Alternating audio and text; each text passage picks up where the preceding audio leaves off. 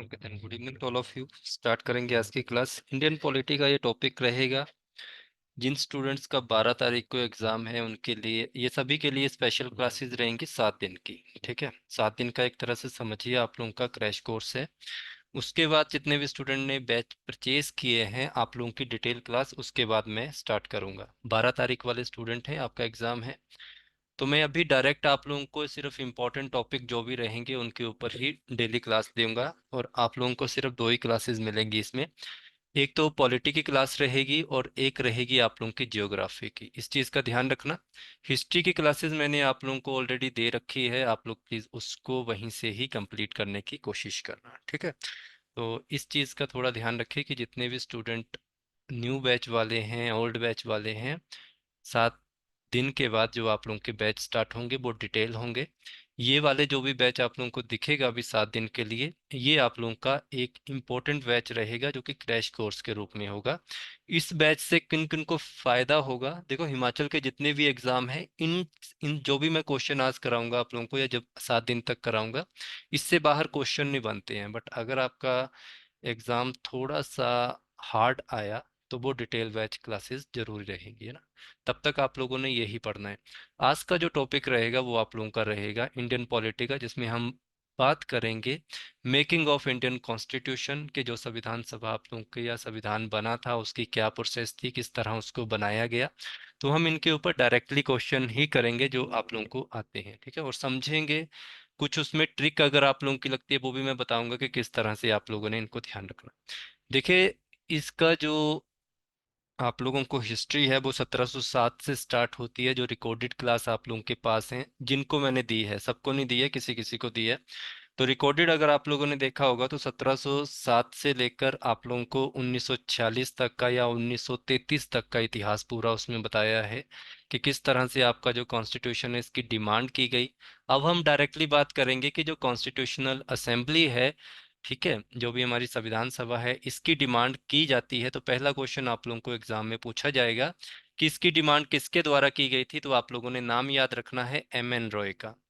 Option के according आप लोगों ने इसमें चलना है। जब भी आप लोगों को एग्जाम में क्वेश्चन आएगा कि सर्वप्रथम या फर्स्ट टाइम कॉन्स्टिट्यूशन असेंबली की डिमांड किसके द्वारा की गई थी, तो आप लोगों ने एक नाम याद रखना है M N रॉय। आप लोगों को M N रॉय ही ऑप्शन में होगा। पूरा नाम कभी नहीं आता, इनका पूरा नाम है मोनिंदर नाथ रॉय। क्या नाम है इनका? मोनिंदर नाथ रॉय। मनिंदर नाथ रॉय के ऊपर आप लोगों को स्टैटिक जीके का एक क्वेश्चन पूछा जाता है कि आप लोगों की एक पार्टी है जिसका नाम है CPI। CPI पार्टी जानते हैं आप लोग को। तो CPI के ऊपर आता है कि इसकी स्थापना किसने की थी। तो आप लोगों ने याद रखना है इसकी स्थापना भी मोनिंदर नाथ रॉय M N रॉय के द्वारा की गई थी। कब की गई थी? तो इनकी स्थापना 1924। कहाँ पे की गई थी? ताशकंद, जो उज्बेकिस्तान में है, जो लाल बहादुर शास्त्री जी से रिलेटेड है। तो इस चीज़ का थोड़ा सा आप लोगों ने ध्यान रखना है। ये क्वेश्चन आप लोगों को आ सकता है आपके एग्जाम में।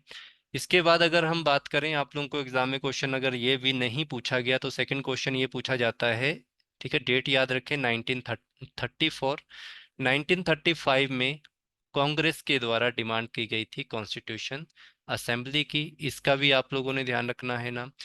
अगर ऑप्शन में M N रॉय ना आए तो आप लोगों को कांग्रेस आएगा। फिर आप लोगों से पूछा जाता है, ये भी आप लोगों का इम्पोर्टेंट रहेगा, कि जवाहरलाल नेहरू जी के द्वारा कॉन्स्टिट्यूशन असेंबली की डिमांड किस सेशन में रखी गई थी। तो कांग्रेस सेशन जो आप लोगों के होते थे 1936 में, 1936 में जो आप लोगों का लखनऊ सेशन हुआ था, वहां पे भी आप लोगों की कॉन्स्टिट्यूशन असेंबली की डिमांड रखी गई थी। इसके अलावा अच्छा, एक और चीज़ याद रखना, जो मैंने आप लोगों को 1924 बताया है, 1924 जो आप लोगों का इम्पोर्टेंट रहेगा। इसके साथ आप लोगों ने हिंदुस्तान रिपब्लिक एसोसिएशन का नाम भी याद रखना, अगर ये एग्जाम में क्वेश्चन आता है आप लोगों को। तो हिंदुस्तान रिपब्लिक 1924 में जब आप लोगों की CPI की स्थापना की गई थी M N रॉय के द्वारा, उसी दौरान आप लोगों ने एक और नाम याद रखना है HRA, Hindustan Republic association. Hindustan Republic association का जो नाम है आप लोगों को ये पूछा जा सकता है कि इसकी स्थापना कब हुई थी। तो 1924, ये भी क्वेश्चन आप लोगों का एग्जाम में काफी बार आ चुका है, तो ये भी ध्यान रखें। इसके अलावा आप लोगों ने याद रखना है कि कांग्रेस ने 1935 में कॉन्स्टिट्यूशन असेंबली की डिमांड की थी। उसके बाद आप लोगों ने याद रखना कि लखनऊ सेशन हुआ था 1936 में, जहाँ पे जवाहरलाल नेहरू जी के द्वारा इसकी डिमांड रखी गई। और फिर आप लोगों ने याद रखना है कि इसको पूर्ण रूप से कब स्वीकार किया गया था। तो उसके लिए भी आप लोगों को एक और क्वेश्चन पूछा जाता है, एक और पर्सन है, उनका नाम याद रखें। 1939 में सी राम गोपालचारी, ठीक है, सी राम गोपालचारी जी के द्वारा डिमांड रखी गई थी कॉन्स्टिट्यूशन असेंबली की, और इसको एक्सेप्ट किया गया 1940 में। तो ये क्वेश्चन इंपॉर्टेंट है। फिर आप लोगों से अब क्वेश्चन क्या पूछा जाएगा इसके बाद, अगर पूछा जाना पड़ा, तो आप लोगों ने याद रखना है कि जो कॉन्स्टिट्यूशन असेंबली है आप लोगों की, इसकी डिमांड को किसके तहत माना गया था। तो भारत में आप लोगों का अगस्त ऑफर लाया जाएगा, यहाँ पे क्वेश्चन आता है इसके ऊपर। तो क्वेश्चन क्या पूछा जाएगा कि जो आप लोगों का कॉन्स्टिट्यूशन असेंबली है, इसकी डिमांड को 1940 में जब माना गया था, किसके अंतर्गत, तो अगस्त ऑफर, अगस्त प्रस्ताव जो आप लोगों का लिंथी लो, आप लोगों ने याद रखना इन्होंने इसको एक्सेप्ट किया गया था, तो इसका डिमांड बनाया गया।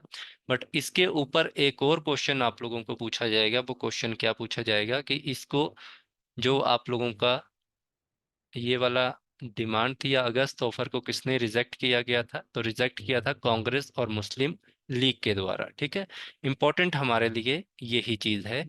और 1940 में आप लोगों को जो कॉन्स्टिट्यूशन असेंबली है इसके बारे में याद रखना, ये आप लोगों को अगर क्वेश्चन आता है। ठीक है, इसके बाद क्या होता है भारत में एक जो इम्पोर्टेंट रहेगा, कैबिनेट मिशन प्लान भेजा जाता है। तो कैबिनेट मिशन प्लान के ऊपर आप लोगों को क्या क्वेश्चन आएगा उसको समझिए थोड़ा। कैबिनेट, एक मिनट।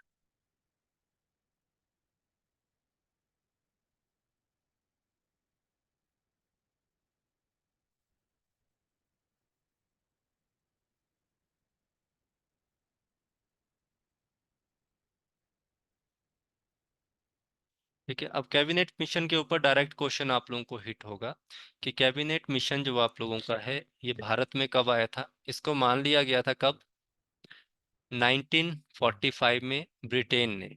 ठीक है, तो कैबिनेट मिशन जो आप लोगों का है वो भारत में 1946 में आएगा। इसके चेयरमैन का नाम अगर आप लोगों को पूछा जाएगा कि क्या है इनके चेयरमैन का नाम, तो पैथिक लॉरेंस नाम आप लोगों ने याद रखना है, चेयरमैन थे। बाकी दो पर्सन जो है इनका नाम याद रखने की आप लोगों को जरूरत नहीं है।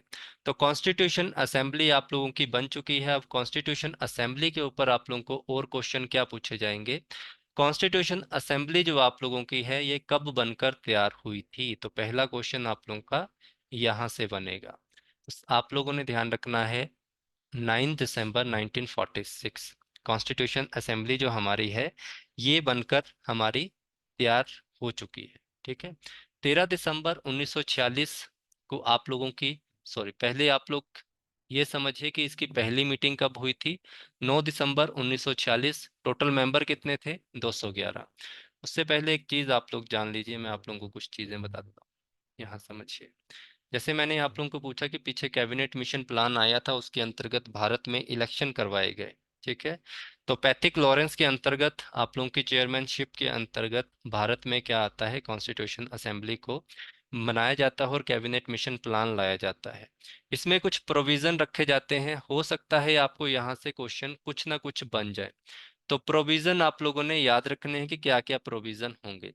इसमें सबसे पहले जानिए आप लोग कि जो भारत में पहला इलेक्शन हुआ था उसमें टोटल सीट कितनी थी, ये क्वेश्चन आप लोगों को पूछा जाएगा।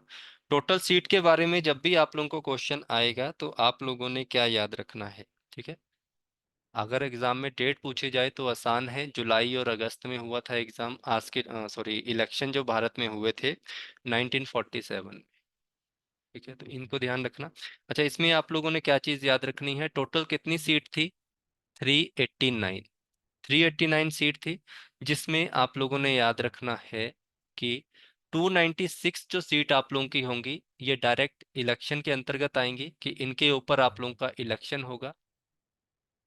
ठीक है, इसके बाद आप लोगों ने याद रखना है 93 सीट्स जो आप लोगों की होंगी ये नॉमिनेटेड होंगे। इतना क्वेश्चन आप लोगों को पूछेगा नहीं, बट फिर भी आप लोगों ने इनको थोड़ा सा ध्यान रखना है। नॉमिनेट सीट जो आप लोगों की होंगी, यहाँ से कौन आएंगे? तो मैंने आप लोगों को पढ़ाया है पीछे भी कि प्रोविनेंस जो आप लोगों के होते हैं, जब प्रिंसली स्टेट स्टेट आप लोगों की होती है, प्रिंसली स्टेट्स जो आप लोगों की होती है, वहां से डायरेक्ट नॉमिनेट होके आएंगे, उनके इलेक्शन नहीं होंगे। बट जिनका इलेक्शन होगा वो आप लोगों के टोटल कितने होंगे? 296। 296 में से 292 जो आप लोगों के होंगे, ये डायरेक्ट इलेक्शन से आएंगे। और ये इलेक्शन डायरेक्ट नहीं होते हैं, इसमें पब्लिक पार्टिसिपेशन नहीं होगा, इनडायरेक्ट इलेक्शन होते हैं, जैसे आप लोगों के राज्यसभा के इलेक्शन होते हैं, ठीक है। और जो आप लोगों की 4 सीट्स होंगी, ये चीफ कमिश्नर प्रोविनेंस की होंगी। इनको थोड़ा सा आप लोगों ने ध्यान रखना है कि कितनी सीट्स आप लोगों की इन्होंने लाई थी। तो चीफ कमिश्नर प्रोविनेंस के अंतर्गत आएंगी, तो ये थोड़ा सा आप लोगों ने याद रखना है इनके बारे में। 292 जो आप लोगों की सीट्स थी, ये इनडायरेक्ट इलेक्शन के अंतर्गत आती थी। और इसमें ये डायरेक्टली कहा गया था, सबसे पहले आप लोगों ने याद रखना है कि भारत में जो पहले इलेक्शन हुए थे वो इनडायरेक्ट हुए थे, डायरेक्ट इलेक्शन नहीं हुए थे, पब्लिक पार्टिसिपेशन बिल्कुल नहीं हुई थी। इसके बाद अगर आप लोगों से पूछें कि कौन कौन सी कम्युनिटी ने इसमें पार्टिसिपेशन किया था, तो आप से पूछा जाए कि इसमें कौन कौन सी जो कम्युनिटी थी आप लोगों की, उन्होंने इसमें पार्टिसिपेट किया था। तो कम्युनिटी जब भी आप लोगों को पूछे जाएगी, तो सिर्फ इसमें 3 कम्युनिटी ही पार्टिसिपेशन करेंगी। 3 में कौन कौन आप लोगों की? द फर्स्ट आप लोगों की जो होगी वो होगी मुस्लिम।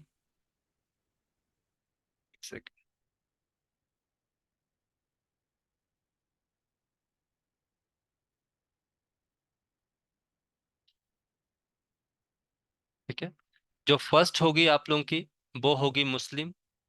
सेकंड जो आप लोगों की होगी वो सिख। और थर्ड कम्युनिटी जो आप लोगों की होगी वो होगी जनरल। जनरल का मतलब ये नहीं होगा कि सिर्फ जनरल कास्ट वाले इसमें इलेक्ट करेंगे, इसमें आप लोगों के हिंदू, इसमें आप लोगों के बौद्ध धर्म वाले, और इसमें ही आप लोगों के जैनिज्म भी इसमें पार्टिसिपेट कर रहे होंगे। ठीक है, तो ये भी आप लोगों को आएगा। मैंने क्या बताया, टोटल कितनी सीट्स आप लोगों की होंगी? टोटल 389। 389 में जो इलेक्शन होंगे वो सिर्फ 296 के ऊपर होंगे। इनडायरेक्ट रूप से, सॉरी, डायरेक्ट रूप से जो आप लोगों के प्रिंसली स्टेट से या नॉमिनेशन में आएंगे, वो आएंगे सिर्फ 93। इनमें भी आप लोगों ने याद रखना है, सिर्फ 292 के ऊपर आप लोगों के डायरेक्ट इलेक्शन होंगे, और जितने बाकी आप लोगों के 4 बचे, ये आप लोगों के चीफ कमिश्नर प्रोविनेंस के अंतर्गत इनको डाला जाएगा। बस इतनी सी बात आप लोगों ने थोड़ी इसमें याद रखनी है। अब देखिए, जितने मैंने आप लोगों को चीजें बताई हैं, इनमें एक एक क्वेश्चन आया हुआ है। वो क्या क्या आया हुआ था वो मैं आप लोगों को डायरेक्ट बता दिया था कि कैबिनेट मिशन प्लान भारत में कब आया था? 1946 में आया था। तो इसमें आपको क्वेश्चन आता है कि इसके चेयरमैन कौन थे, तो आपने पैथिक लॉरेंस का नाम याद रखना है। अगर आप क्लास 1 2 की प्रिपरेशन कर रहे हैं, तो एवी अलेक्जेंडर का या स्टैफोर्ड क्रिप्स का। क्रिप्स वही हैं जो क्रिप्स मिशन प्लान के अंतर्गत आएंगे, तो इनका नाम आता है। फिर अगर हम बात करें यहाँ पे, तो हमारी कॉन्स्टिट्यूट असेंबली का यहाँ पे निर्माण हुआ, जिसमें इंडियन नेशनल कांग्रेस जो आप लोगों की थी, वो जीत के बाहर आती है, और वो अपनी मेजोरिटी में जो गवर्नमेंट है वो बनाएगी। ठीक है, तो इतना सा आप लोगों ने ध्यान रखना। अगर आप लोग आंकड़े लिखना चाहें तो लिख सकते हैं कि जो इंडियन नेशनल कांग्रेस थी, इसको कितनी सीटें मिली। मुस्लिम लीग थी, इसको कितनी सीटें मिली। और आप लोगों के इंडिपेंडेंट थी, इनको कितनी सीट्स मिली। ठीक है, इनके ऊपर हम अपनी डिटेल बैच में डिस्कस करेंगे। तो इंडियन नेशनल कांग्रेस में आप लोगों ने याद रखना है, टोटल ये सीट लेके आई थी 208। मुस्लिम लीग की अगर बात करें तो यहाँ पे 73। और इंडिपेंडेंट अगर आप लोगों को आए तो 15 सीट्स लेके ये आए थे आप लोगों के। और इलेक्शन कब हुए थे? आज ही का सीजन जो आप लोगों का चला है, जुलाई अगस्त 1947। ठीक है, तो इसके बाद आप लोगों को जो क्वेश्चन पूछा जाएगा, कि वो क्या क्वेश्चन पूछा जाएगा, तो ये ध्यान आप लोग रखेंगे कि यहाँ से संविधान बनना जो हमारा था वो स्टार्ट हो चुका था। तो इसकी सबसे पहली मीटिंग कब हुई थी, ये क्वेश्चन जरूर आप लोगों को आता है कि फर्स्ट मीटिंग आप लोगों की 9 दिसंबर 1946 में हुई थी। फर्स्ट मीटिंग में पार्टिसिपेट करने वाले कितने मेंबर थे? तो 211 आप लोगों ने याद रखना है। ठीक है, उसके बाद उद्देश्य प्रस्ताव जिसे हम कहते हैं, ऑब्जेक्टिव रेजोल्यूशन, जो कि जवाहरलाल नेहरू जी के द्वारा इसको पेश किया गया था।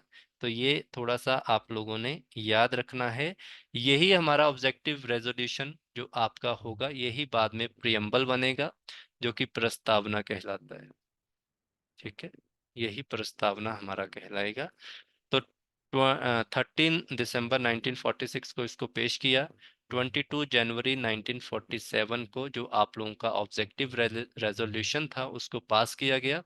इसके अंतर्गत जो हुआ उसमें याद रखें कि टोटल कमेटी बनाई गई, जिसमें मेजर और माइनर कमेटी थी। मेजर कमेटी में आप लोगों के 8 मेंबर थे और माइनर कमेटी उसमें 13 मेंबर थे।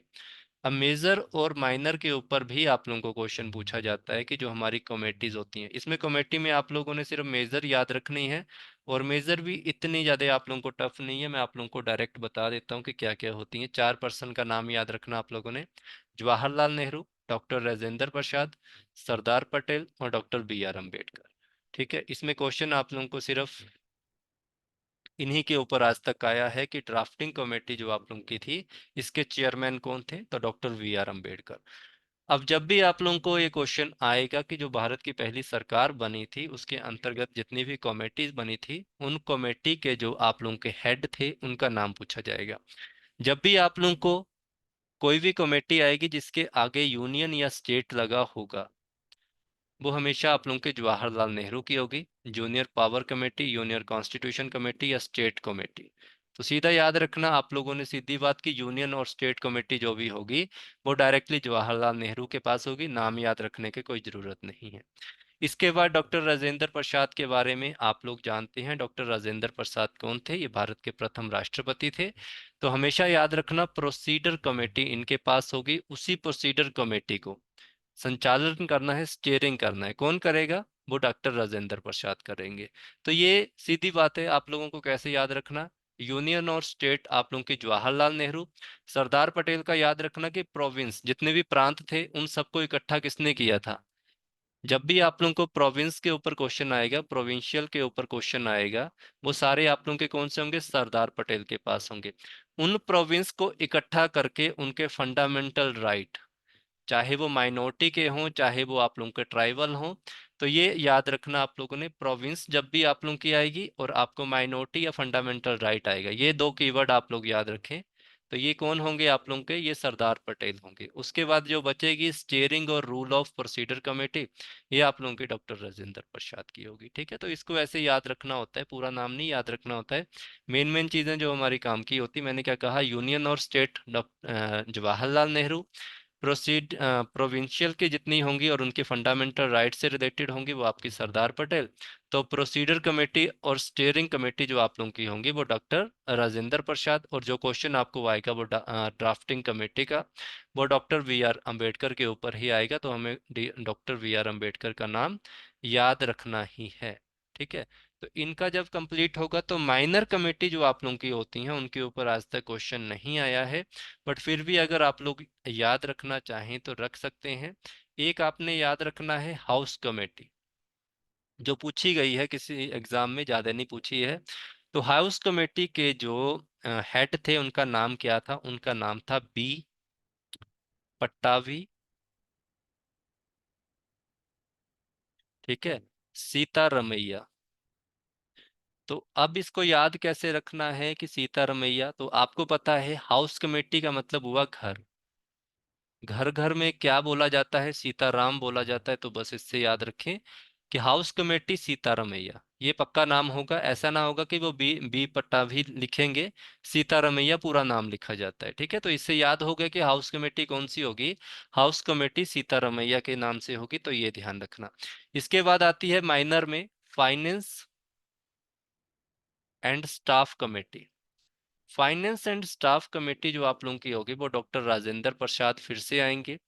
तो घर का मुखिया कौन है? घर का मुखिया, भारत का मुखिया कौन है? प्रेसिडेंट है। तो घर का मुखिया ही क्या करता है? फाइनेंस को संभालता है, घर वालों को संभालता है। तो इस तरह याद रखना कि फाइनेंस और स्टाफ कमेटी आप लोगों की डॉक्टर राजेंद्र प्रसाद के पास होगी। ठीक है, तो इस तरह से आप लोगों ने थोड़ा सा माइंड में याद रखना है। ठीक है, एक है आप लोगों के लिए थोड़ी अलग सी, जो आप लोगों की क्या है, कमीशन एंड लिंग्विस्टिक कमेटी। ये आई हुई है एग्जाम में, तो इसको थोड़ा याद रखना। तो लिंग्विस्टिक कमेटी डायरेक्ट पूछी थी, तो आपने नाम याद रखना है एस के धर का। ठीक है, तो एस के धर। तो यही है एक अलग, बाकी सारे मैंने आपको बता दिए किस तरह याद करने हैं। तो ये थोड़ा ध्यान रखना, ये इंपॉर्टेंट आप लोगों के लिए हो सकता है। तो एस के धर का याद रखना आप लोगों ने, एस के धर इंपॉर्टेंट आप लोगों के लिए होंगे। ठीक है, कमेटियां बना दी गई हैं, ड्राफ्टिंग कमेटी हमारी बन गई है। ड्राफ्टिंग कमेटी के हमारे चेयरमैन हमें पता है कौन है। तो ड्राफ्टिंग कमेटी किसके चेयरमैनशिप किसके अंतर्गत होगी, तो आपको बता दिया गया, डॉक्टर वी आर अंबेडकर के अंतर्गत। तो ये बनी कब थी, तो 29 अगस्त 1947। डॉक्टर वी आर अंबेडकर जो होंगे वो इसके चेयरमैन होंगे, ये एग्जाम में क्वेश्चन आता है। ये जो आपको एक और चीज याद रखनी है, इसमें टोटल मेंबर कितने होंगे, 7 मेंबर होंगे डॉक्टर वी आर अम्बेडकर को मिला के। ठीक है, एक नाम हमें याद हो गया डॉक्टर वी आर अम्बेडकर, बाकी 6 नाम हमें और याद रखने हैं। लास्ट ईयर का जो HPAS का एग्जाम आया था, HAS का, उसमें क्वेश्चन ये पूछा गया था, और ड्राफ्टिंग कमेटी के ऊपर हर बार कुछ ना कुछ क्वेश्चन पूछा जाता है। एक नाम सबको याद है, doctor V R Ambedkar. Second नाम है अलादी कृष्ण अय्यर, तो ये या कृष्ण स्वामी अय्यर। नेक्स्ट है N Gopalaswami Ayyangar. फिर है मोहम्मद सदाउल्ला KM मुंशी। फिर उसके बाद आपने याद रखना है, नेक्स्ट मेंबर है BL मित्तर और DP खेतान। पर इन्होंने किसी रीजन से इनको छोड़ दिया, इनकी मृत्यु हो जाती है और इन्होंने किसी रीजन से छोड़ दिया, तो N माधव राय और T कृष्णनामाचारी जो हमारे हैं वो आते हैं। अब देखिए, अगर इसको याद करना है आप लोगों ने, अगर इनके ऊपर क्वेश्चन आप लोगों को आता है कि किस तरह से इनको याद करना है, तो सिंपल बात याद रखना कि ड्राफ्टिंग कमेटी के जो मेंबर होते हैं उनको कैसे याद किया जाता है, तो ऐसे याद करते हैं। जैसे अय्यर आएगा, ये पूरा ही नाम आता है, कभी आधा नाम नहीं आता है। ठीक है, यहाँ पे अय्यर आएगा, आया आया। ठीक है, सादुल्ला का आपने ये साधु याद रखना है। उसके बाद मुंशी याद रखना है। ठीक है, BL मित्तर की जगह अभी आप माधव राव रखोगे याद। ठीक है, यहाँ पे माधव, और माधव श्री कृष्ण बनेंगे आगे जाके, तो ये कृष्ण। ठीक है, कृष्ण का छोटा रूप क्या होता है, माधव, उनको माधव कहते थे, फिर कृष्ण। ठीक है, डायरेक्ट याद रखना, आया आया साधु मुंशी माधव कृष्ण। माधव को जो रिप्लेस करेंगे, तो आपने सिंपल याद रखना है कि ABC में पहले B आता है, तो इसका मतलब यहाँ पे BL आएंगे, इन्होंने रिप्लेस किया था। और C के बाद D आता है, तो यहाँ पे DP। और खेतान का आपने देखा होगा कि इलेक्ट्रॉनिक प्रोडक्ट आते हैं इनके, तो वो आपके ऊपर है, तो आप अपने अकॉर्डिंग भी बना सकते हैं ट्रिक। तो इस तरह याद रखेंगे, तो ऊपर तो आपके अंबेडकर याद रहेंगे। आया से आपने अय्यर याद रखना है, आया से आपने अयंगर याद रखना है, सादुल्ला, मुंशी, माधव कृष्णा। ठीक है, इन दोनों को बाद में रिप्लेस किया जाता है BL मित्तर के द्वारा और ये DP खेतान के द्वारा। ठीक है, तो इनको ध्यान रखना, ये इंपॉर्टेंट आप लोगों के लिए हो सकते हैं। यहाँ से एक आध क्वेश्चन आएगा कि इनमें से कौन ड्राफ्टिंग कमेटी का मेंबर है और इनमें से कौन ड्राफ्टिंग कमेटी का मेंबर नहीं है। इसके बाद हमें याद रखने हैं, आपको पूछा जाता है कि जब भारत का संविधान का निर्माण हो रहा था, टोटल कितने ड्राफ्ट बने थे, तो टोटल बने थे आपके 12। और इन 12 में से जो हमारे ड्राफ्ट इंपॉर्टेंट है वो है आपका पहला draft, first draft. First draft जो आप लोगों का है वो 9 to 23 दिसंबर 1946 तक इसका चलता है। जो 10th ड्राफ्ट आप लोगों का बना वो 6 से 16 अक्टूबर 1949। 11th ड्राफ्ट 14 से 26 नवंबर 1949। फाइनल ड्राफ्ट पूछा जाता है कि 12th ड्राफ्ट कब बनकर तैयार हुआ था, तो ये 4 नवंबर 1949 by doctor VR Ambedkar, Bengal constituency. ठीक है, तो इसको थोड़ा सा आप लोगों ने याद रखना है, यहाँ से क्वेश्चन हो सकता है पूछें, बट जिस तरह से आप लोगों के एग्जाम है उसमें अभी तक पूछा नहीं गया है, यही पूछा है कि टोटल कितने आप लोगों ने जो टोटल ड्राफ्ट हैं इनको थोड़ा सा अपने ध्यान में रखना है, यहाँ से क्वेश्चन आने के चांसेस हो सकते हैं आप लोगों के लिए। ठीक है, टोटल कितने बताए, 12। पहला 9 से 23 दिसंबर, दूसरा 6 से 17 अक्टूबर, देन 14 to 26, तो ये ध्यान रख सकते हैं आप लोग। ओके, फिर आपका 4 नवंबर 1949 को आपका फाइनल ड्राफ्ट बन के तैयार हो चुका था। अब आपका कॉन्स्टिट्यूशन बन के तैयार हो चुका है, यहाँ से एक क्वेश्चन पूछा जा सकता है कि हमारा जो भारत का संविधान था उसको बनने में कितना समय लगा था? तो 2 साल 11 महीने और 17 दिन। ठीक है, 2, 11 और 7। तो ये ध्यान आप लोग रखें, ये इम्पोर्टेंट रहेगा आप लोगों को लिए। ठीक है, अब जिसको ये चीज याद नहीं रहती है, देखो मैं तो अपने ट्रिक बना के याद रखता हूँ, और आप लोग भी बनाना चाहें तो बना सकते हैं। ठीक है, 2 और 7 को हम ऐड करते हैं तो हमारे पास क्या बनता है? 9 बनता है। फिर 9 में 2 ऐड कर दो तो 11 बनता है। ठीक है, ऐसे याद रख सकते हैं। 2, 11, 7 ऐसे याद रखना डायरेक्टली। मैंने अपने तरीके से याद किया, आप लोग अपने तरीके से याद रखना। 2, 11, 7 ये क्वेश्चन आ सकता है।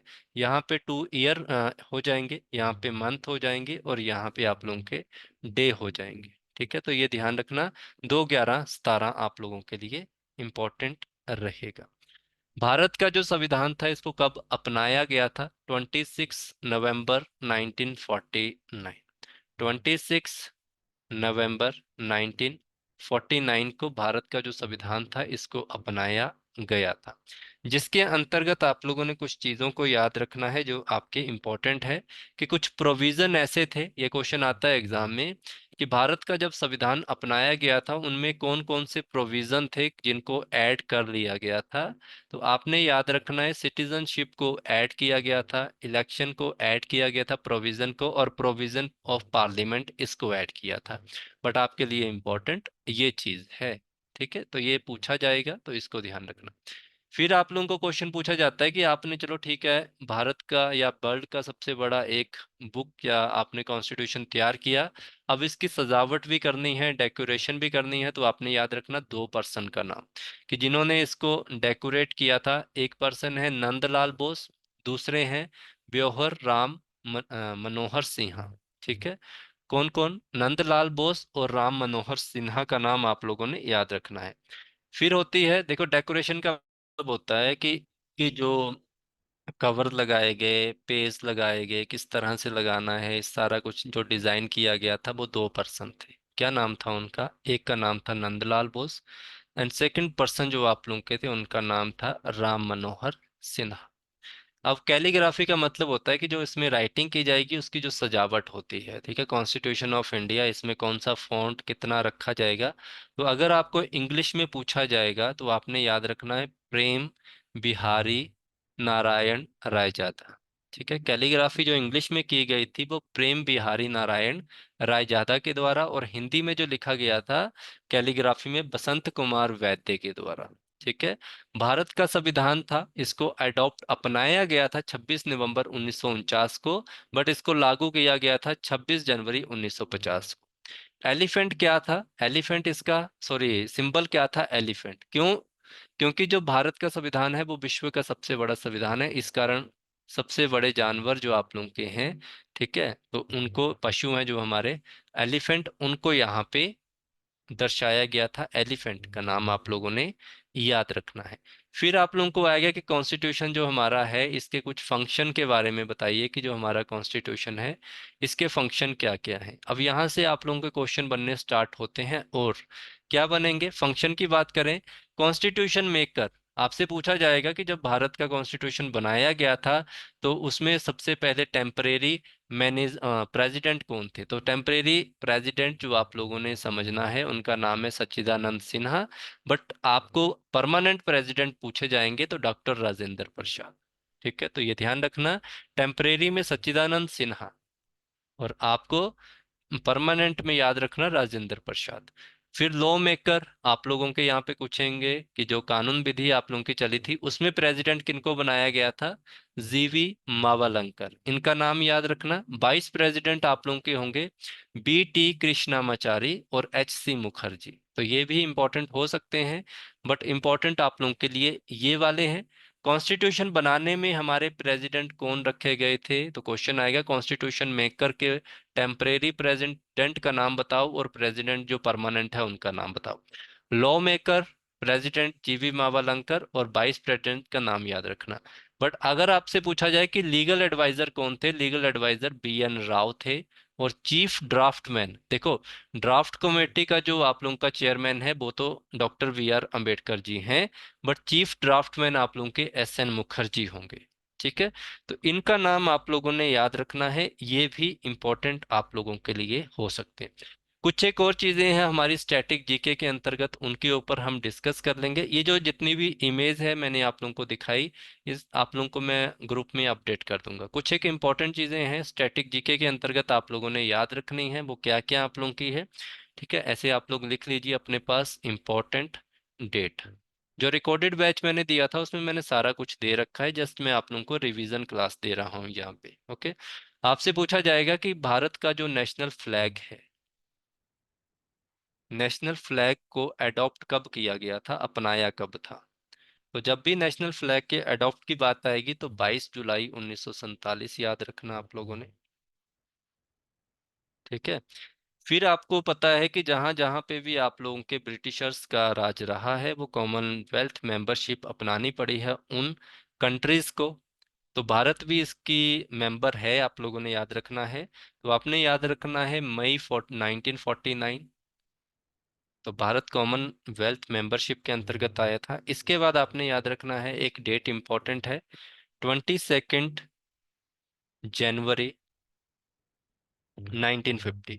22 जनवरी 1950 कौन सा दिन है जब भारत ने अडॉप्ट किया था अपना राष्ट्रीय जो नेशनल एंथम होता है, ठीक है, राष्ट्रीय गान जो हमारा होगा, ठीक है, जन गण मन। तो जन गण मन बाय रविंद्रनाथ टैगोर जी, इनका नाम याद रखें आप लोग। फिर हमारा जो नेशनल सॉन्ग था इसको भी अडॉप्ट किया था।